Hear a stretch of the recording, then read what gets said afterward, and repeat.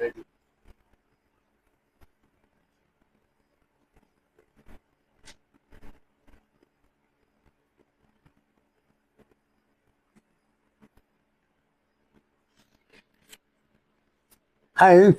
So this is another story for tonight. This story is named "A Rupee Goes a Long Way," and it is from the book Collected Short Stories of Ruskin Bond. So this says, "A rupee goes a long way." A rupee is the currency, like a dollar is the currency of the United States of America. A rupee is the currency of India. So a rupee goes a long way. Ranji had a, his name is Ranji, R-A-N-G-I. Ranji had a 1 rupee coin. He had had it since morning, and now it was afternoon, and that was far too long to keep a rupee. It was a time he spent the money. It was time he spent the money, or some of it, or most of it.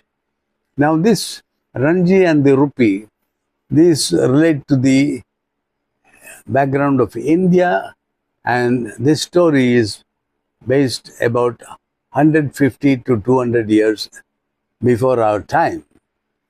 And the rupee has been the currency of India for very long time. And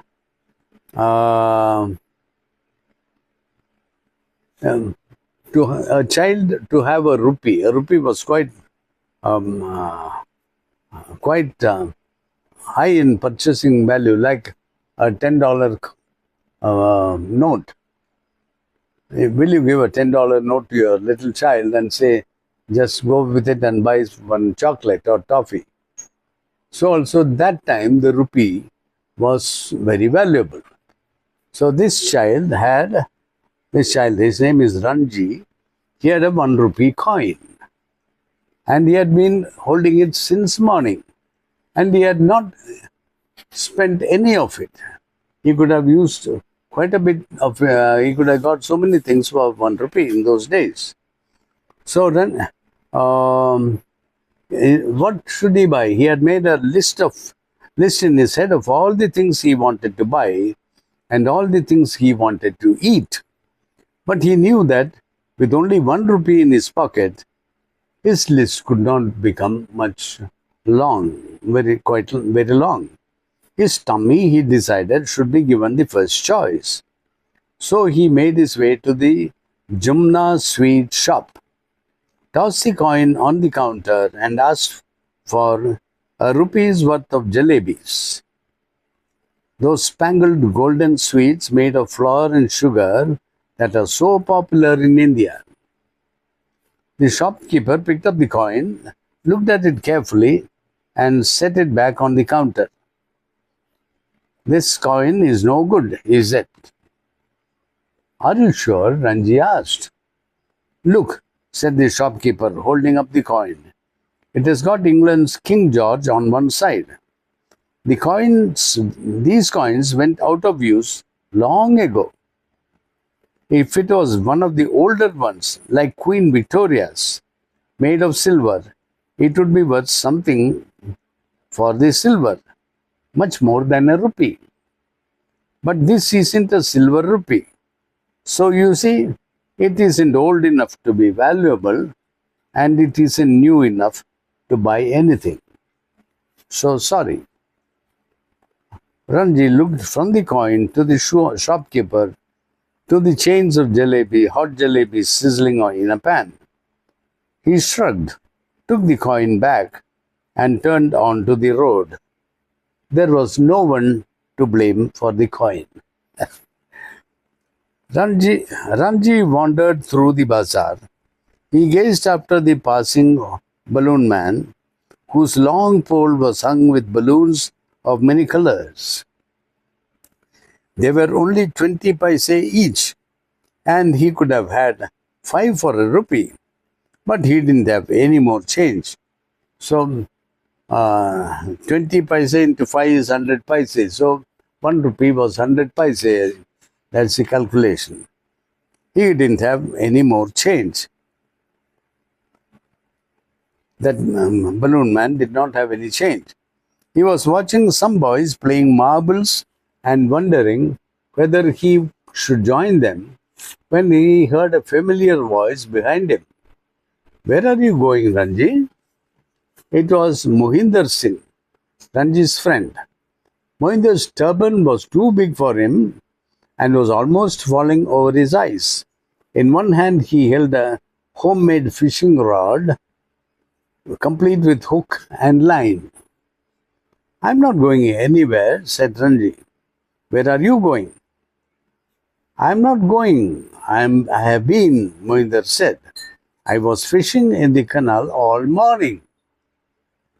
Ranji stared at the fishing rod.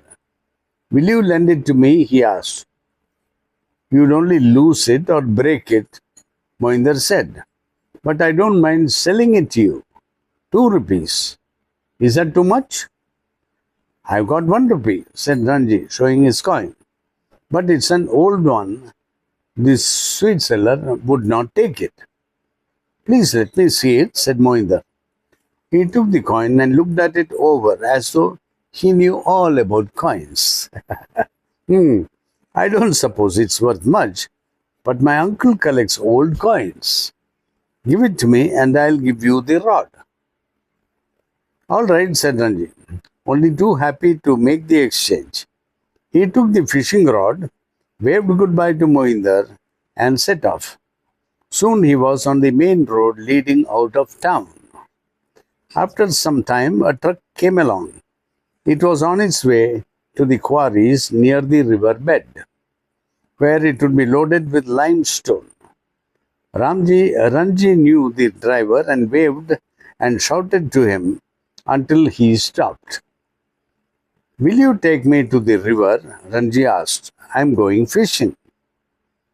There was already someone sitting up in the front with the driver. "Climb up in the back," said the driver, "and don't lean over the side." So Ranji climbed into the back of the truck. Soon he was watching the road slide away from him. They quickly passed bullock carts, cyclists, and a long line of camels.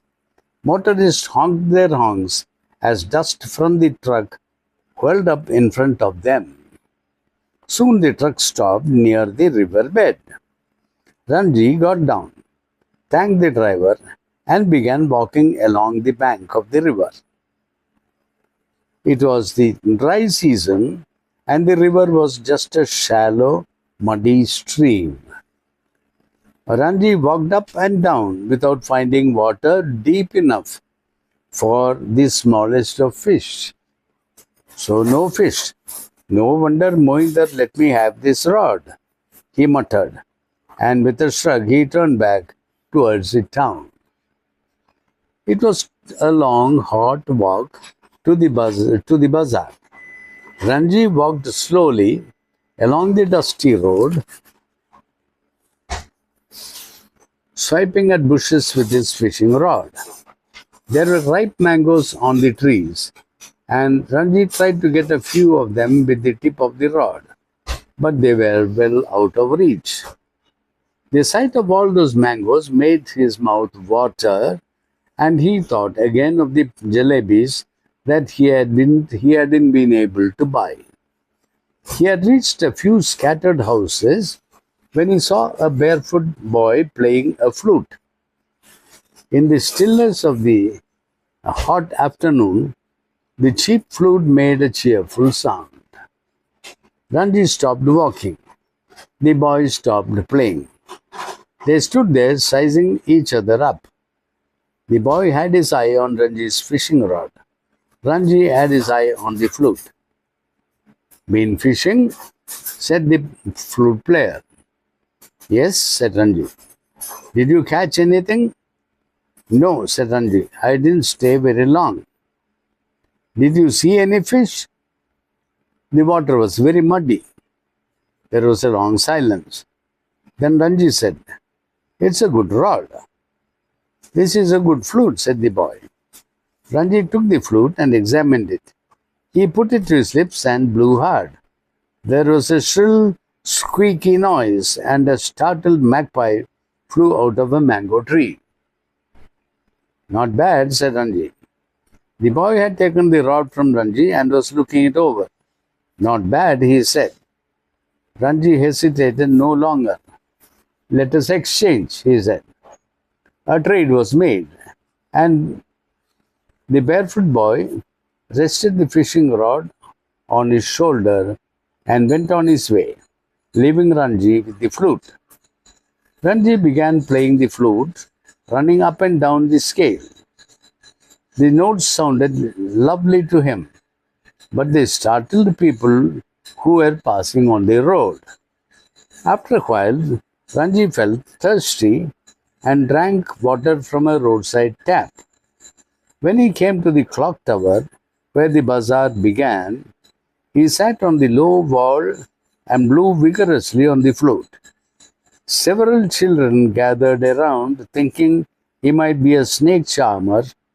When no snake appeared, they went away. I can play better than that, said a boy who was carrying several empty milk cans. Let us see, Ranji said.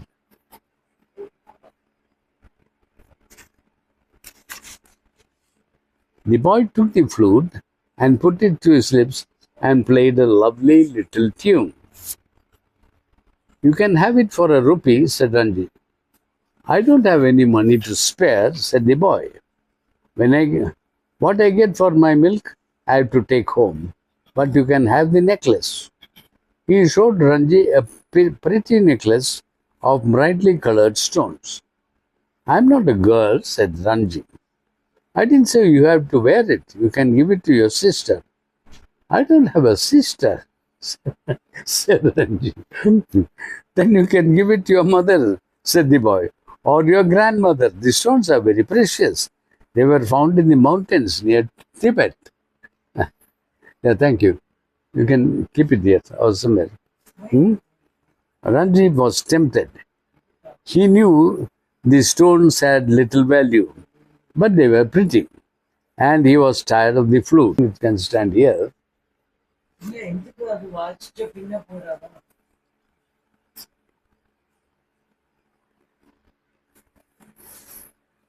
You can give it to your sister. I don't have a sister, said Ranji. Then you can give it to your mother, said the boy, or your grandmother. The stones are very precious. They were found in the mountains near Tibet. Ranji was tempted. He knew the stones had little value, but they were pretty, and he was tired of the flute. They made the exchange, and the boy went off playing the flute. Ranji was about to thrust the necklace into his pocket when he noticed a girl staring at him. Her name was Koki, and she lived close to his house. Hello, Koki, he said, feeling rather silly with the necklace still in his hands. What's that you got, Ranji? She asked. A necklace. It's pretty, isn't it? Would you like to have it? Oh, thank you, said Koki, clapping her hands with pleasure. 1 rupee, said Ranji. Oh, said Koki. She made a face, but Ranji was looking the other way and humming. Koki kept staring at the necklace. Slowly she opened a little purse, took out a shining new rupee, and held it out for Ranji. Ranji handed her the necklace. The coin felt hot in his hand. It wasn't going to stay there for long. Ranji's stomach was rumbling. He ran across the street to the Jamna sweet shop and tossed the coin on the counter. Jalebis for a rupee, he said. The sweet seller picked up the coin, studied it carefully, then gave Ranji a toothy smile and said, Always at your service, sir. He filled a paper bag with hot jalebis and handed them over. When Ranji reached the clock tower, he found Koki waiting. Oh, I'm so hungry, she said, giving him a shy smile. So they sat side by side on the low wall and Koki helped Ranji to finish the jalebis. That's nice. That was a nice story.